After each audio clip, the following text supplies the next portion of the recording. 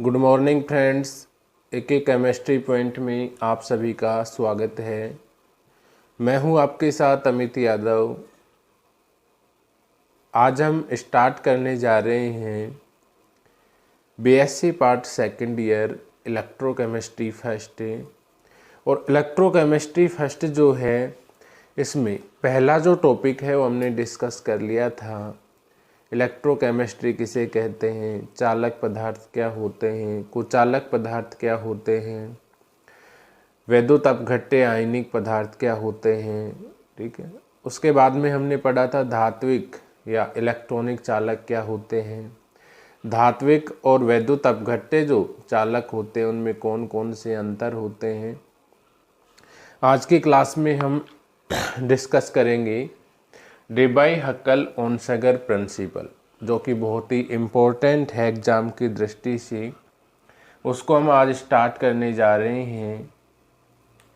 देखिए, डेबाई-हक्केल-ओनसागर जो सिद्धांत है वो क्या होता है।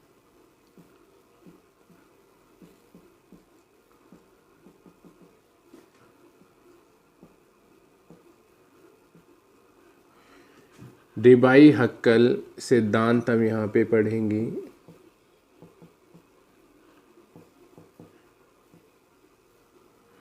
डेबाई-हक्केल सिद्धांत क्या कहता है। डेबाई-हक्केल सिद्धांत ये कहता है कि कोई भी प्रबल वैद्युत अपघट्य पदार्थ जो होता है, प्रबल वैद्युत अपघट्य पदार्थ जो होता है,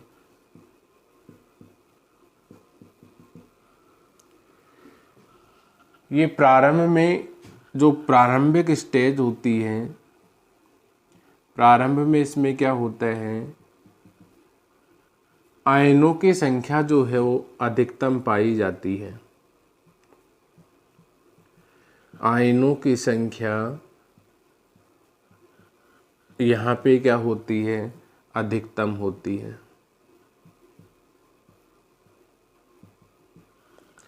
तो देखिए, डेबाई-हक्केल सिद्धांत जो है, इसमें पहली बात ये बताई गई कि कोई भी प्रबल वैद्युत अपघट्य पदार्थ होगा, और प्रबल वैद्युत अपघट्य जो पदार्थ है उसमें प्रारंभिक जो कंडीशन होगी, नॉर्मल जो कंडीशन होगी, नॉर्मल कंडीशन में आयनों की संख्या का जो मान होगा वो क्या होगा, अधिकतम होगा। दूसरी बात डेबाई-हक्केल ने बताई कि नॉर्मल कंडीशन में आयनों की संख्या का जो मान है वो तो अधिकतम होता ही है, लेकिन इनकी चालकता का जो मान है, चालकता का मान, कंडक्टेंस का जो मान है, वो भी नॉर्मल कंडीशन जो होती है उसमें क्या होता है, अधिकतम पाया जाता है। तो चालकता का जो मान होता है वो भी नॉर्मल कंडीशन में क्या होता है, अधिकतम होता है। इसके बाद में देखिए, डेबाई-हक्केल ने बताया कि जैसे जैसे वैद्युत अपघट्य पदार्थ जो हैं इनकी चालकता के मान में हम वृद्धि करते हैं, तो चालकता के मान में वृद्धि करने के कारण,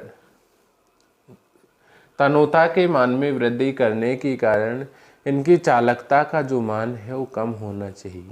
ठीक है, तो डेबाई-हक्केल ने बताया कि जैसे जैसे हम तन्यता का मान बढ़ाते हैं तो तन्यता का मान बढ़ाने पर चालकता का मान कम होना चाहिए, लेकिन ऐसा नहीं होता है। जैसे ही हम तन्यता का मान यहाँ पे बढ़ाते हैं तो चालकता का जो मान है उसमें वृद्धि होना स्टार्ट हो जाता है। इसी को समझाने के लिए डेबाई-हक्केल जो है, इसने एक प्रिंसिपल का प्रतिपादन किया। उस प्रिंसिपल को हम क्या कहते हैं, डेबाई-हक्केल सिद्धांत कहते हैं। तो ये दो बात आपकी होगी, प्रबल वैद्युत अपघट्य पदार्थ होगा, प्रारंभ में आयनों की संख्या का मान अधिकतम होगा, और चालकता का मान भी प्रारंभ में क्या होगा, अधिकतम होगा। नेक्स्ट इसने बताया, मैंने आपको अभी बताया कि प्रबल वैद्युत अपघट्य जो पदार्थ हैं इनकी चालकता का मान प्रारंभ में क्या होता है, अधिकतम होता है, लेकिन यहाँ पे हम तन्यता का मान बढ़ाएं, तन्यता का जो मान है उसमें यदि हम इंक्रीज कर देते हैं तो तनुता का मान इंक्रीज करने पर इनकी चालकता जो है उसमें क्या होनी चाहिए, कमी होनी चाहिए। चालकता के मान में कमी होनी चाहिए और चालकता के मान में कमी होनी चाहिए, ठीक है। लेकिन डेबाई-हक्कल सिद्धांत ने प्रायोगिक रूप से क्या सिद्ध किया,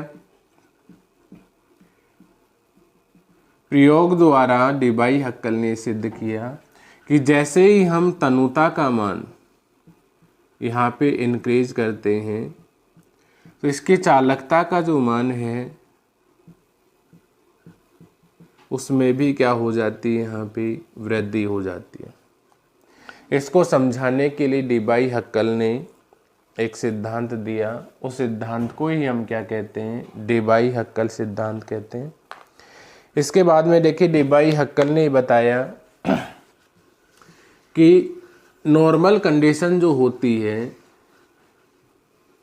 सामान्य स्थिति जो होती है, इसमें जैसे हमने यहाँ पे ये AB जो है एक प्रबल वैद्युत अपघट्य पदार्थ लिया। ये प्रबल वैद्युत अपघट्य पदार्थ जो है यहाँ से किसमें, आयनों में सेपरेट हो जाता है। A+ और B- का यहाँ पे फॉर्मेशन करता है और लास्ट में यहाँ से AB ये डबलेट का क्या कर लेता है, फॉर्मेशन यहाँ से कर लेता है। तो AB जो है ये क्या है, यहाँ पे प्रबल वैद्युत अपघट्य पदार्थ। AB यहाँ पे प्रबल वैद्युत अपघट्य पदार्थ है।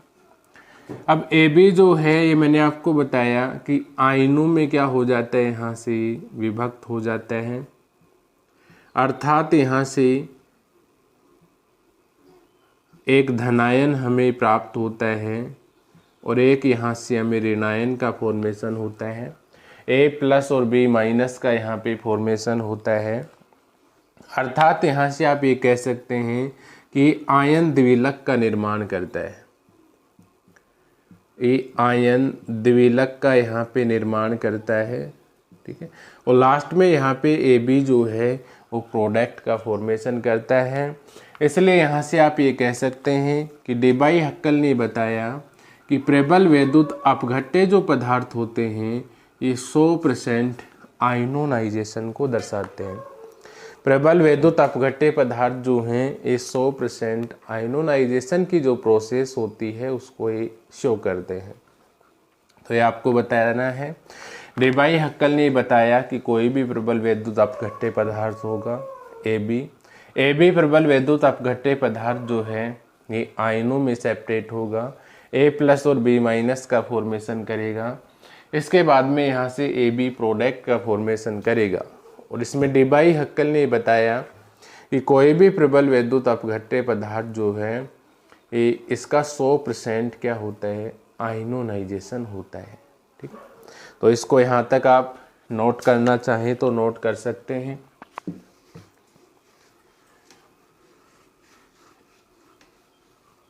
तो सबसे पहले मैंने आपको यहाँ पे बताया कि डेबाई-हक्कल ओनसगर जो प्रिंसिपल होता है वो क्या होता है।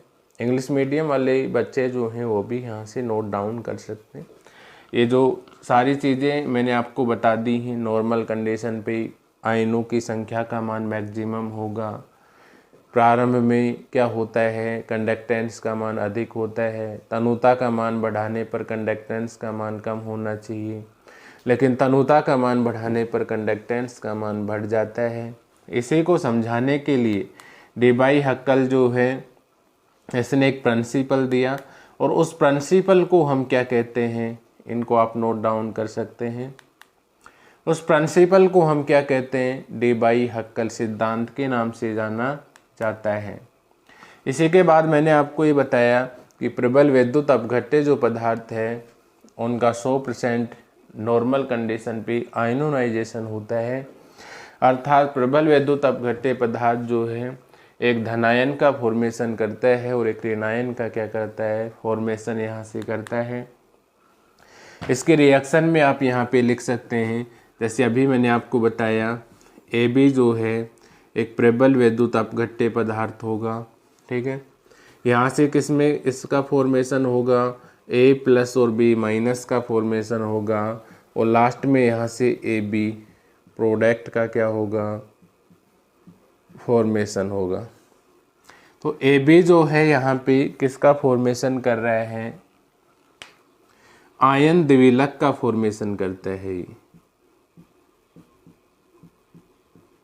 आयन द्विलक का यहाँ पे फॉर्मेशन करता है, और AB जो है ये यहाँ पे क्या है, वैद्युत अपघट्य पदार्थ। और वैद्युत अपघट्य पदार्थ भी एक ऐसा है, प्रबल वैद्युत अपघट्य पदार्थ। तो इस रिएक्शन को आप इस प्रकार से यहाँ पे समझा सकते हैं। इसके बाद देखिए यहाँ पे अब ये तनुता के मान में वृद्धि करने पर कंडक्टेंस चालकता के मान में जो वृद्धि हो रही है, इसको समझाने के लिए डेबाई हक्कल जो है इसने 3 सिद्धांत दिए थे, और 3 सिद्धांत जो है वो कौन कौन से थे उनको हम यहाँ पे अब डिस्कस करेंगे। देखिए डेबाई हक्कल जो प्रिंसिपल है इसको समझाने के लिए 3 प्रिंसिपल यहाँ पे दिए गए, और 3 प्रिंसिपल जो है वो कौन कौन से थे इनके बारे में हम अध्ययन करते हैं। देखिए पहले प्रिंसिपल की यहाँ पे हम बात करें तो पहला सिद्धांत जो है वो यहाँ पे दिया गया था असम्मित।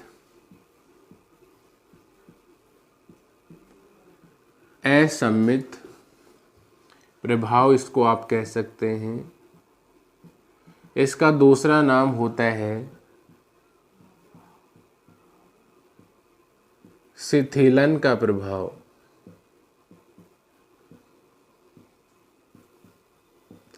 असम्मित प्रभाव या शिथिलन का प्रभाव, इसको इंग्लिश में हम कहते हैं एसिमेट्रिक इफेक्ट। और एसिमेट्रिक इफेक्ट जो है इसका, ये शिथिलन प्रभाव हमने कहा, इसको आप विश्राम विधि भी कह सकते हैं, विश्राम विधि।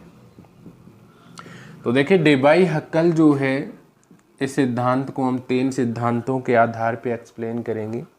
पहले सिद्धांत की हमने यहाँ पे बात की, तो पहला जो इफेक्ट है वो क्या कहलाता है आपका, असम्मित प्रभाव। इसका दूसरा नाम आपका क्या है, शिथिलन प्रभाव। इंग्लिश में इसको हम क्या कहते हैं, एसिमेट्रिक इफेक्ट, या इसको हम क्या कहते हैं, विश्राम विधि। दूसरे मेथड की हम यहाँ पे बात करें नंबर 2, तो नंबर 2 यहाँ पे इलेक्ट्रोफोरेटिक मेथड। दूसरा जो मेथड है आपका वो कौन सा है, इलेक्ट्रोफोरेटिक मेथड, जिसको हिंदी में हम कहते हैं वैद्युत कण संचलन विधि। तो वैद्युत कण संचलन जो विधि है इसके द्वारा भी डेबाई हक्कल जो सिद्धांत है इसको समझाया गया, ठीक है। थर्ड यहाँ पे हम मेथड की बात करें तो तीसरा जो प्रभाव है वो था आपका विस्कोसिटी मेथड। और विस्कोसिटी मेथड जो है इसको हिंदी में हम कहते हैं श्यानता विधि। तो डेबाई हक्कल जो सिद्धांत है इसको हम 3 प्रभावों की सहायता से एक्सप्लेन करते हैं। पहला प्रभाव यहाँ पे असम्मित या शिथिलन प्रभाव, दूसरा यहाँ पे इलेक्ट्रोफोरेटिक या वैद्युत कण संचलन विधि, और तीसरे प्रभाव की हम बात करें तो ये था आपका विस्कोसिटी मेथड, या इसको हम कहते हैं श्यानता विधि। अब इन तीनों प्रभावों को हम बारी बारी से एक्सप्लेन करेंगे। पहला प्रभाव हम यहाँ पे लेंगे असम्मित, जिसका दूसरा नाम होता है शिथिलन प्रभाव। तो प्रिंसिपल है, इसको मैंने आपको बताया कि 3 प्रिंसिपल जो है उसकी सहायता से हम एक्सप्लेन करते हैं। पहला जो मेथड है वो मैंने आपको बताया एसिमेट्रिक या रिलैक्सेशन मेथड, दूसरा जो है वो आपका इलेक्ट्रोफोरेटिक मेथड, और तीसरा जो मेथड है वो है आपका विस्कोसिटी मेथड, श्यानता विधि। तो इन तीनों मेथड्स का हम डिस्कशन करेंगे, इनको यहाँ से नोट डाउन आप कर सकते हैं।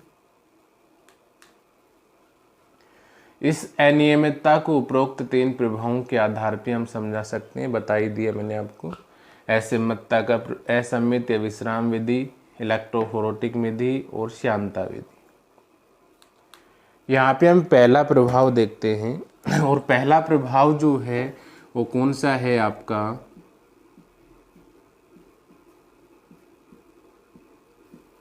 असम्मितता का प्रभाव। और असम्मितता का जो प्रभाव है इसको हम क्या कहते हैं, शिथिलन प्रभाव।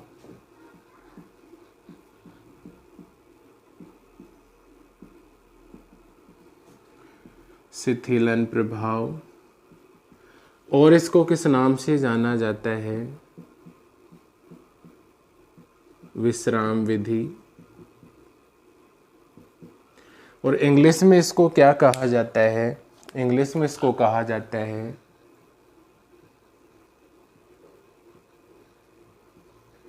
Asymmetric method. देखिए असम्मितता का जो प्रभाव है इसको समझने से पहले हमें सम्मित जो है इसको समझना होगा, सम्मित क्या होता है। तो देखिए इस प्रभाव में क्या बताया गया, डीबाई हक्कल ने इस प्रभाव में बताया। पहली बात उसने क्या बताई, जैसे हम यहाँ पे मान लेते हैं सेंटर है और सेंटर में यहाँ पे धनायन है। दूसरा यहाँ पे हमने लिया सेंटर जो है इसमें क्या है, ऋणायन है, और धनायन जो है इसके चारों तरफ विपरीत आवेशित आयन मतलब ऋणायन जो है वो यहाँ पे क्या है, इसके चारों तरफ यहाँ पे अरेंज है इस प्रकार से। अब देखिए यहाँ से क्या होगा, ये धनायन जो है ये ऋणायन को अपनी तरफ यहाँ से क्या करेगा, अट्रैक्ट करेगा। ठीक है, ये ऋणायन है, इसके चारों तरफ यहाँ पे बाहर कौन से आयन प्रेजेंस हैं, धनायन यहाँ पे प्रेजेंस हैं, पॉजिटिव आयन जो हैं वो यहाँ से प्रेजेंस हैं। तो यहाँ से ऋणायन जो है ये धनायन को अपनी तरफ क्या करता है, अट्रैक्ट यहाँ पे करता है। ठीक है, तो ये जो है ये आपका सिमेट्रिक इफेक्ट कहलाता है। कौन सा इफेक्ट कहलाता है, सम्मित प्रभाव।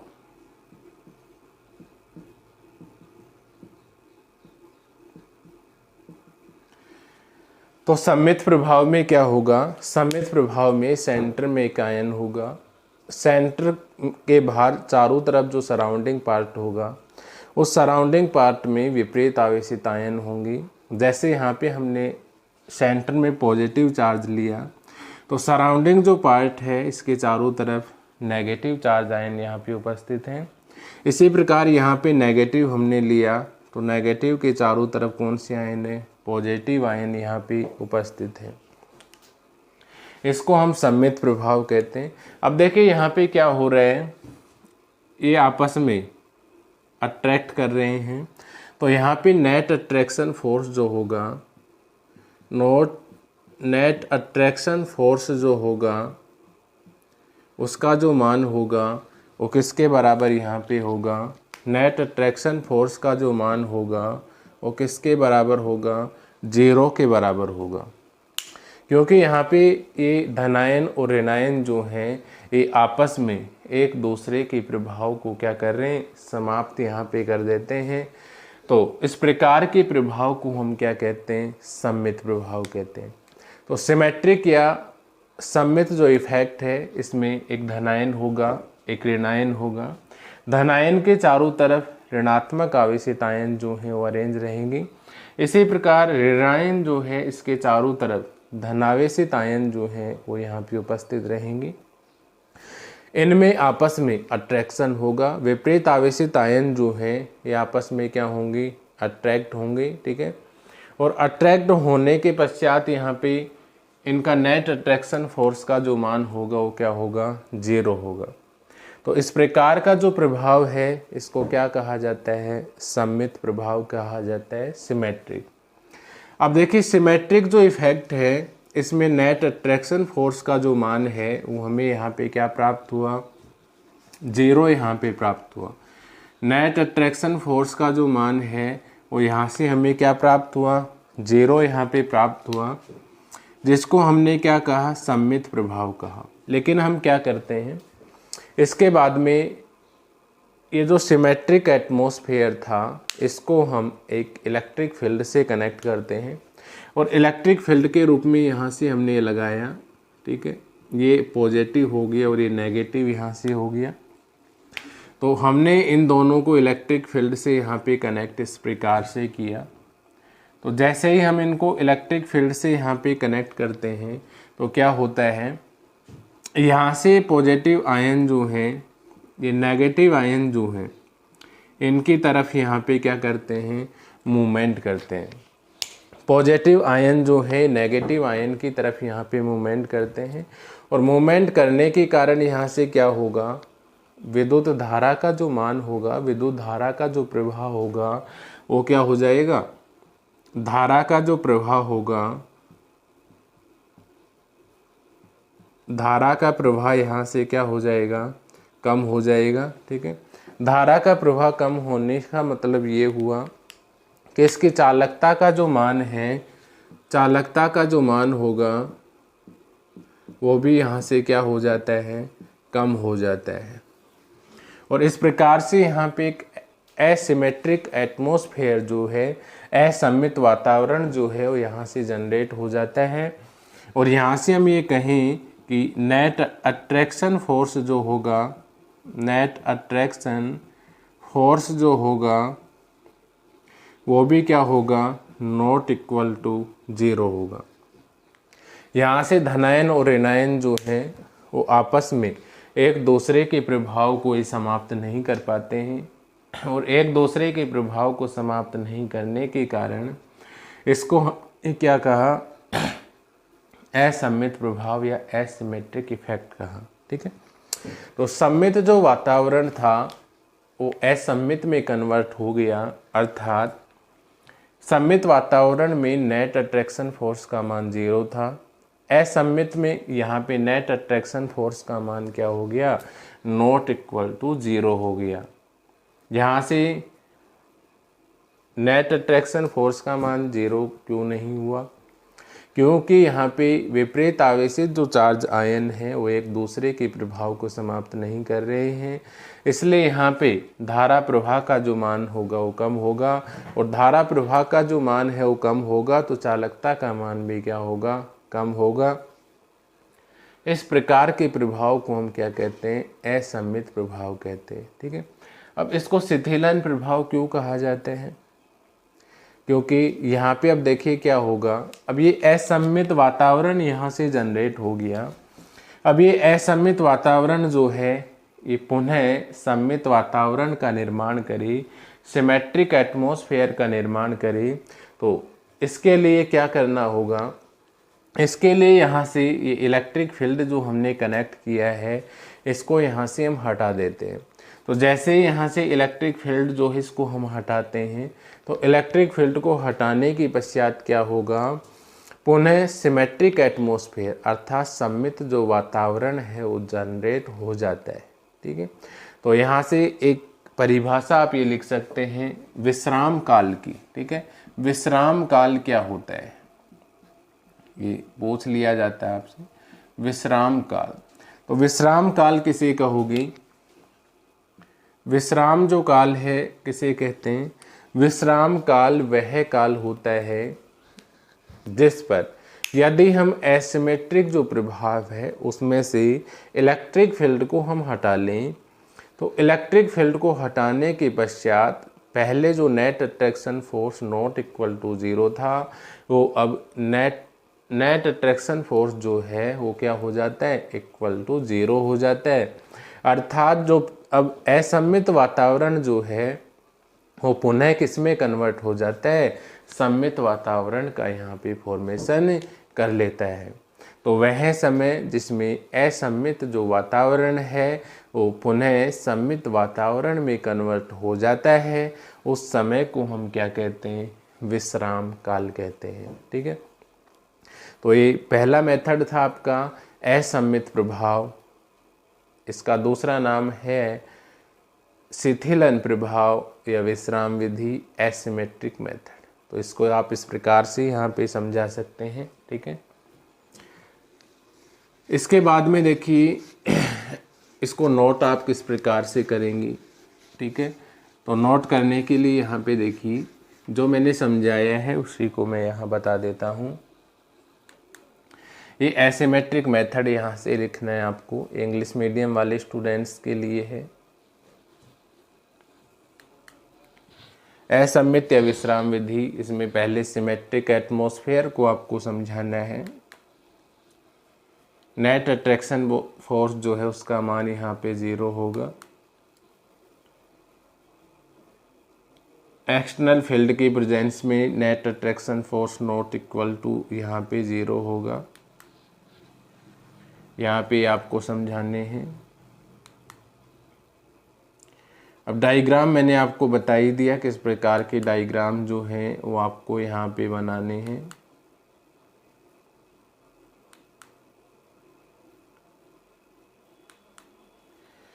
ठीक है, इसके बाद में हम बात करें डायग्राम यहाँ से आप बना लेना। सिमेट्रिक में सिमेट्रिक का डायग्राम बनाना है, एसिमेट्रिक में एसिमेट्रिक का डायग्राम आपको बनाना है। ठीक है, दूसरे मेथड की तरफ हम बढ़े यहाँ पे। तो दूसरा जो मेथड था आपका वो कौन सा मेथड था? इलेक्ट्रोफोरेटिक।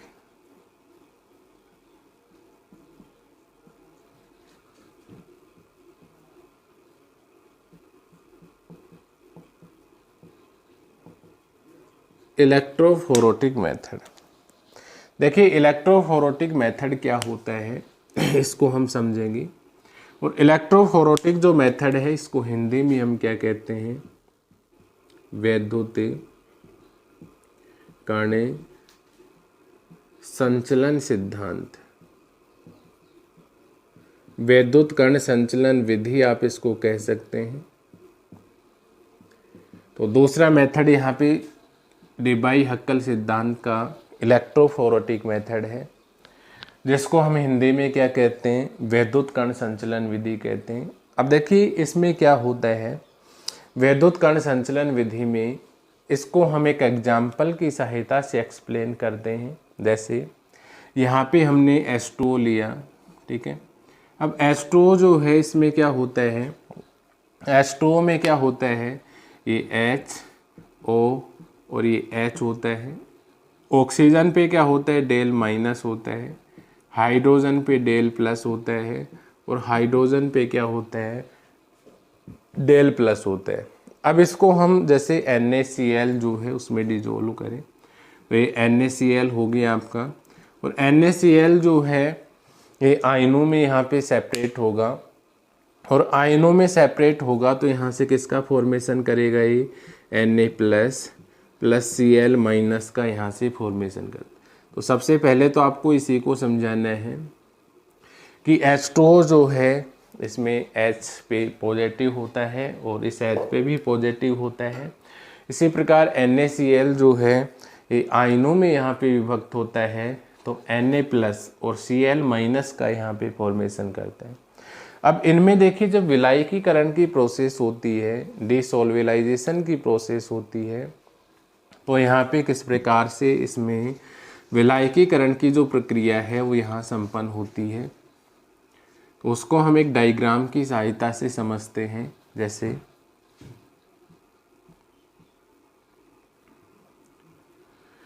यहाँ पे जैसे हमने सेंटर में क्या लिया? Na प्लस यहाँ पे ले लिया है। ठीक है, और इधर सेंटर में हमने क्या लिया? Cl माइनस यहाँ लिया। तो H2O में जैसे इसको हम डिजोल्व करेंगे तो इधर बाहर की तरफ क्या होगा आपका? जैसे नेगेटिव चार्ज होगा और अंदर की तरफ क्या होगा? Positive charge. जैसे यहाँ पे हमने क्या ले लिया? ये Na प्लस, तो अंदर की तरफ तो क्या होगा? नेगेटिव चार्ज होगा और बाहर की तरफ यहाँ पे क्या होगा? पॉजिटिव। तो इस प्रकार से होगा। चारों तरफ इसी प्रकार से आयन जो हैं वो आप यहाँ पे अरेंज कर सकते हैं।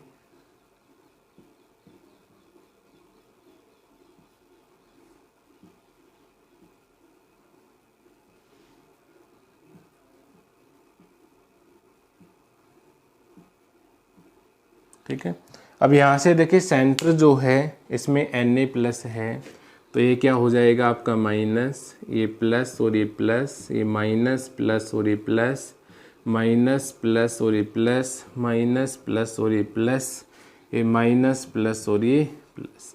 इस प्रकार से क्या होता है, इसमें सोल्वेलाइजेशन की जो प्रोसेस है वो यहाँ पे संपन्न होती है। अब दूसरा जो डायग्राम है इसमें देखिए यहाँ पे आप Cl- है, तो Cl- है तो यहाँ पे क्या होगा, बाहर की तरफ जो होगा वो क्या होंगी, पॉजिटिव आयन होंगी। इस प्रकार से यहाँ पे डायग्राम आप इसका बना सकते हैं।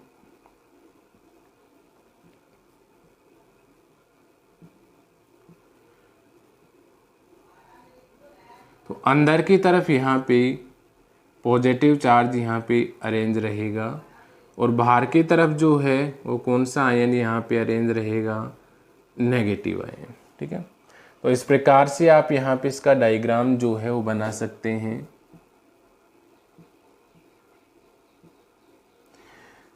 तो यहाँ पे क्या हो गया, ये जैसे Cl- है तो ये प्लस प्लस प्लस प्लस, ये प्लस प्लस हो गया। ठीक है, ये plus plus plus plus plus और ये प्लस। बाहर की तरफ कौन सा आयन यहाँ पे हो जाएगा, आपका माइनस हो जाएगा। तो ये आपका minus minus minus minus minus और माइनस। तो इस प्रकार से आप यहाँ पे इलेक्ट्रोफोरोटिक जो मेथड है उसको यहाँ पे आप एक्सप्लेन कर सकते हैं। अब देखिए इसमें क्या हो रहे हैं, इलेक्ट्रोफोरोटिक जो मेथड है, विद्युत कण संचलन जो विधि है, इसमें यहाँ पे आपको दिखाई दे रहे हैं कि यहाँ पे आयंस जो हैं वो यहाँ पे क्या होगी, पास पास होगी। ठीक है, आयंस यहाँ पे क्या हो गई, पास पास हो गई। तो यहाँ पे आयन पास पास होने के कारण यहाँ पे दूरी का मान बढ़ गया। ठीक है, तो यहाँ पे दूरी का जो मान है वो क्या हो जाता है, दूरी का जो मान है वो यहाँ पे क्या हो जाता है, बढ़ जाते हैं। दूरी का मान बढ़ने के कारण यहाँ पे क्या होगा, अर्थात आयन जो है एक पास पास हो गई, दूरी का मान इनके बढ़ गया। ठीक है, तो यहाँ से क्या होगा, धारा प्रवाह जो होगा, धारा प्रवाह जो होगा वो क्या होगा, यहाँ से कम होगा। धारा प्रवाह का जो मान होगा वो यहाँ से क्या होगा, कम होगा। दूरी का मान बढ़ने का मतलब यहाँ से ये तात्पर्य है, दूरी का मान बढ़ने का मतलब ये हुआ कि ये जो आयन है ये आपस में पास पास में होते हैं। ठीक है, और एक सघन स्ट्रक्चर का यहाँ पे फॉर्मेशन कर लेते हैं। ठीक है, जिससे धारा का जो प्रवाह होगा वो क्या होगा, कम होगा। और धारा का प्रवाह कम होगा तो यहाँ से कंडक्टेंस का जो मान होगा, चालकता का जो मान होगा, वो यहाँ से क्या होगा, कम होगा। तो इस प्रकार से हम इलेक्ट्रोफोरोटिक जो मेथड है इसको एक्सप्लेन कर सकते हैं। तो इलेक्ट्रोफोरोटिक मेथड को समझाने के लिए हमने यहाँ पे NaCl में H2O को यहाँ पे डिजोल्व किया। Na+ के चारों तरफ नेगेटिव आयन और Cl- के चारों तरफ पॉजिटिव आयन यहाँ पे अरेंज हो जाते हैं, जिसके कारण यहाँ से ये सघन स्ट्रक्चर का फॉर्मेशन करते हैं। अर्थात दूरी का जो मान है वो क्या हो जाते हैं, यहाँ बढ़ जाता है, जिससे धारा प्रवाह का जो मान है वो कम हो जाता है। और धारा प्रवाह का मान जितना कम होगा उसके कंडक्टेंस का जो मान होगा वो उतना ही क्या होगा, कम होगा। तो ये था आपका इलेक्ट्रोफोरोटिक इफेक्ट, इसको आप यहाँ से समझा सकते हैं।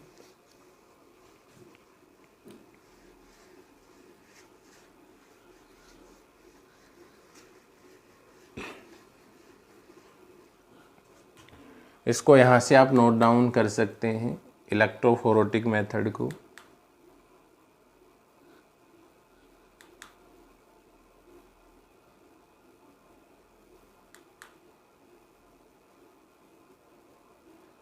आयनों के क्षेत्र की हम बात कर रहे थे। आयनों की दूरी मैंने आपको बताया, तो आयनों का क्षेत्र बढ़ जाता है। वो आयनों का क्या बढ़ जाता है? क्षेत्र, जिससे धारा प्रवाह कम हो जाता है। और धारा प्रवाह कम होने के कारण चालकता का मान भी क्या हो जाता है? कम हो जाता है। तो इसमें डायग्राम आप बना ही सकते हैं। डायग्राम आपको बनाना है, वो मैंने आपको बताया किस प्रकार से आपको बनाना है। तीसरे मेथड की हम बात करें तो वो था आपका श्यानता विधि। और श्यानता विधि जो है, इसको इंग्लिश में क्या कहा जाता है? Viscosity method. और देखिए विस्कोसिटी मेथड क्या होता है। श्यानता विधि में आपको एक बात ध्यान रखनी है, एक फॉर्मूला होता है लैम्डा प्रोपोर्शनल 1/नीटा। ये फॉर्मूला आपको ध्यान रखना है। देखिए इसका मतलब क्या हुआ यहाँ पे, ये नीटा जो है एक इसको डिनोट कर रहे हैं। यहाँ पे नीटा जो है श्यानता को डिनोट कर रहा है, विस्कोसिटी को। और यहाँ से ये जो है ये चालकता को डिपेंड कर रहा है, चालकता को यहाँ पे ये बता रहा है। अब यहाँ से देखिए मैं आपको कहूँ कि नीटा का जो मान है मैं बढ़ा रहा हूँ, तो नीटा का मान बढ़ाने पर चालकता का मान यहाँ पे क्या होगा? कम होगा। और यहाँ से नीटा का मान यदि हम कम करते हैं तो चालकता का जो मान है वो यहाँ से क्या होगा? बढ़ेगा। चालकता को इंग्लिश में हम कहते हैं कंडक्टेंस, और श्यानता को इंग्लिश में हम कहते हैं विस्कोसिटी।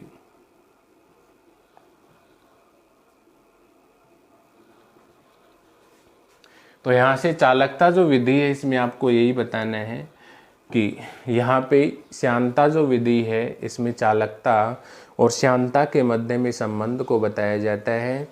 चालकता का जो मान है वो श्यानता के इन्वर्सनली प्रोपोर्शनल होता है, अर्थात जब हम चालकता का मान बढ़ाते हैं तो श्यानता का जो मान है वो कम हो जाता है, और चालकता का मान कम करते हैं तो श्यानता का जो मान है वो बढ़ जाता है। इस विधि को हम कहते हैं श्यानता विधि। तो ये 3 इफेक्ट हमने यहाँ पे पढ़े। पहला जो इफेक्ट है हमने पढ़ा एसिमेट्रिक मेथड या असममित प्रभाव, जिसको हमने शीतलन प्रभाव या विश्राम विधि कहा। दूसरा हमने पढ़ा इलेक्ट्रोफोरेटिक विधि, वैद्युत कण संचलन विधि। और तीसरा हमने पढ़ा अभी अभी विस्कोसिटी श्यानता मेथड। इसको आप लिख सकते हैं यहाँ से, ठीक है। इसका डायग्राम यहाँ पे नहीं लिखा, फॉर्मूला यहाँ नहीं लिखा हुआ, मैंने अभी बताया आपको। इन्वर्सनली प्रोपोर्शनल 1/नीटा होता है, ठीक है। इसका मतलब भी मैंने आपको बताया। यहाँ नीटा जो है किसको प्रदर्शित कर रहे हैं? श्यानता को यहाँ पे प्रदर्शित कर रहे हैं। और ये जो है एक इसको कंडक्टेंस को यहाँ पे डिनोट कर रहा है। कंडक्टेंस को हम हिंदी में क्या कहते हैं? चालकता कहते हैं। और श्यानता को इंग्लिश में हम क्या कहते हैं? विस्कोसिटी कहते हैं, ठीक है। अब इसका मान बढ़ाओगे इसका कम हो जाएगा, इसका कम करोगे इसका बढ़ जाएगा। इस मेथड को हम क्या कहते हैं? विस्कोसिटी मेथड कहते हैं। तो ये आपका टॉपिक था डीबाई-हक्केल सिद्धांत। एग्ज़ाम की दृष्टि से ये टॉपिक जो है वो बहुत ही इम्पोर्टेंट है। बीएससी पार्ट सेकेंड ईयर जो है उसमें एग्ज़ाम में पूछा जा सकता है डीबाई-हक्केल प्रिंसिपल। इसके 3 प्रिंसिपल आपको एक्सप्लेन करने हैं, असममित, इलेक्ट्रोफोरेटिक और विस्कोसिटी मेथड। इसको हमने आसान भाषा में यहाँ पे समझा। तो एक केमिस्ट्री पॉइंट से जो विद्यार्थी जुड़े हुए हैं उन सभी का मैं बहुत ही धन्यवाद करता हूँ। बहुत ही इस चैनल में आपका स्वागत करता हूँ। जल्द ही आपकी मैथ की जो क्लासेज हैं वो भी इस चैनल पे स्टार्ट होने वाली हैं, ठीक है। तो मैथ की क्लासेज भी यहाँ से आप ज्वाइन कर सकते हैं। तो और जो विद्यार्थी इस चैनल से नहीं जुड़े हैं, नए हैं, पहली बार इस चैनल पे विजिट कर रहे हैं, तो इस चैनल को सब्सक्राइब करें लाइक करें वीडियोज़ को और बेल आइकन को प्रेस करें, जिससे आपको न्यू वीडियो जो है उसका नोटिफिकेशन आपको इजीली यहाँ पे प्राप्त हो सके। तो आज की क्लास के लिए हम यहीं तक रुकते हैं। नेक्स्ट क्लास में हम नेक्स्ट टॉपिक पढ़ेंगे। तब तक के लिए मैं Amit Yadav AK chemistry friend की तरफ से आप सभी का दिन जो है वो क्या हो, अच्छा हो, ठीक है, उसकी कामना करता हूँ। Thanks all of you.